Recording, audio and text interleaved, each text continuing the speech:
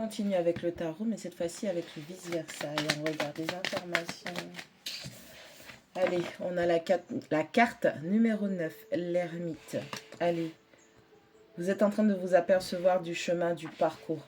Hein, on a des gens qui comprennent vraiment, qui s'écoutent. On a quelqu'un qui fait une prise de hauteur. Quelqu'un qui est face à ses émotions. On a quelqu'un qui est en train d'affronter ce qui se cache dans son monde intérieur.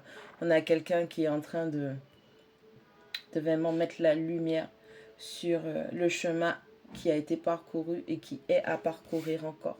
On a quelqu'un qui voit clair maintenant sur le chemin sur le chemin à prendre. Allez, dans le vice-versa. On a un roi de bâton qui, malheureusement, succombe à la tentation. Alors, je dis succombe à la tentation parce que ça, là, c'est un serpent. Là, si vous voyez bien, c'est un serpent qui sort de l'arbre et qui parle. Allez, dans le secret, dans le cachet, encore une fois, qu'est-ce que je disais par rapport au premier tirage? On a vraiment cette énergie de roi de bâton qui a succombé à une énergie plutôt négative d'une reine de bâton, une énergie féminine de reine de bâton qui lui a susurré une direction. C'est vraiment quelque chose qui s'est joué dans le noir, dans le discret, dans le caché. C'est quelque chose qui a pris du temps. On a cette notion de lenteur et de travail en profondeur, d'où le fait que ce soit un serpent. On a quelqu'un qui... On a un roi de bâton donc, qui donne une direction, qui montre que c'est lui qui donne la direction, mais c'est pas vrai. On a ce serpent qui a vraiment... comment on va dire ça? Qui l'a travaillé au corps. Okay. On a quelqu'un qui a succombé à la tentation, on a quelqu'un qui n'a pas su voir les choses, on a quelqu'un qui vraiment est sous emprise, on va dire, négative. Bon, j'ai l'impression qu'on a deux protagonistes qui... Waouh, ouais, c'est comme si on a l'ermite. Ok, l'ermite de base, c'est une personne qui fait preuve d'une très très grande sagesse, d'une très très grande connaissance et maîtrise de soi. Quelqu'un qui essaie de s'extirper, de prendre de la hauteur par rapport à tout ce qui pourrait être lié à la fidélité, la loyauté. Quelqu'un qui devait donner naissance à certaines choses, mais au final, cette naissance n'a pas eu lieu. Quelqu'un qui devait apprendre à se confronter à tout ce qui remonte, ses émotions, ses sentiments.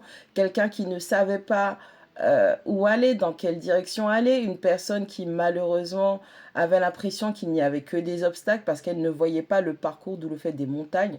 On a quelqu'un qui est en train de s'élever, quelqu'un qui est en train d'avoir une forme d'ascension. Et on a cette deuxième énergie de roi de bâton qui malheureusement, je dirais, est dans une nuit noire de l'âme.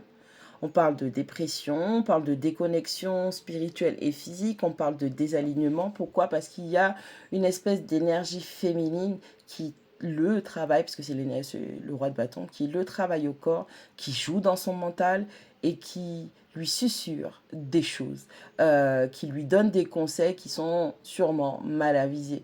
On parle d'être... Comment dire, on parle d'une énergie qui pourrait vous empoisonner ou vous guérir. Mais étant donné que c'est travaillé au corps, on a deux protagonistes. On a une personne qui est extrêmement sage et on a une personne qui est extrêmement faible mentalement malgré les apparences. Ouh, ça a l'air un peu compliqué tout ça. On a un 10 de coupe qui ressort. Allez, on parle de souhait ultime, de bonheur familial, de souhait exaucé. On parle aussi de réconciliation. On a des promesses qui sont en train de se faire, des promesses qui ont été faites, qui sont en train de se concrétiser.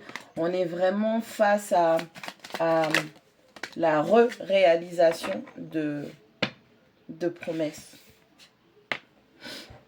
On a un 5 de coupe. On a un 5 de coupe et on a quelqu'un qui, par rapport à une perte, par rapport à une séparation, on a quelqu'un qui, même si cette personne ne sait pas où elle y va. On avance. Il n'est plus question de rester à se lamenter sur la perte, sur ce qu'on a perdu, sur ce cœur qui est brisé. Et il est important de juste, je ne sais pas où je vais, mais j'avance. J'avance parce qu'il vaut mieux que je... Comment dire? il est mieux que je sorte de là plutôt que de voir les belles choses que j'avais faites germer et qu'au final, j'ai un sentiment d'insatisfaction parce que ce n'était qu'une seule chose que j'ai réussi à faire germer. On a quelqu'un qui se décide à avancer malgré la douleur, mais ne sait pas non plus où elle va. On a quelqu'un qui n'a pas voulu accepter ce qu'elle a pu concrétiser aujourd'hui et qui part, et qui, enfin avance, je ne veux pas dire avancer, mais qui décide de prendre un chemin où il n'y aura que, pour l'instant, de la noirceur, de la désolation, parce que cette décision a été prise sur la base de mauvais ressentis. On a quelqu'un qui est gouverné par ses émotions. On a quelqu'un qui est gouverné par du rejet. Ouais. On a 8 TP, on a quelqu'un qui ne veut pas sortir des blocages. On a quelqu'un qui veut rester enfermé dans sa zone de confort. On a quelqu'un qui, au final... Alors, cette épée est dans son dos, d'accord? Cette épée représente le passé, ce qui a été fait dans le passé. Et là, vous avez des liens qui vous saisissent les poignets et la taille, d'accord? On a les chakras qui sont complètement bloqués. Et cette personne, grâce à son mental, aurait pu décider de couper court à ce qui était négatif pour pouvoir voir plus clair et se libérer, enlever ce voile.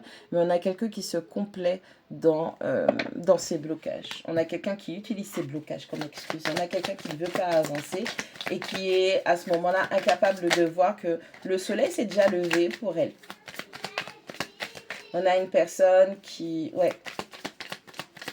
C'est vraiment... C'est incroyable, hein.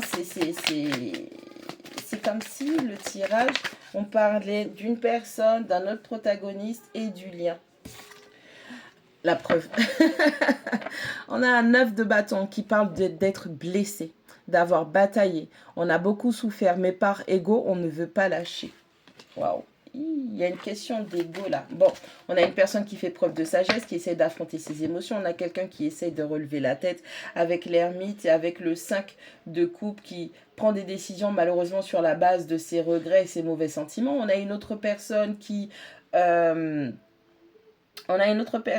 se laisse influencer émotionnellement dans des histoires cachées, une personne qui est mal intentionnée, qui donne de mauvais conseils, tu devrais faire ci, tu devrais faire cela, ou tu devrais aller par là, ce sera mieux pour toi, ce sera ceci mieux, comme ça ce sera mieux.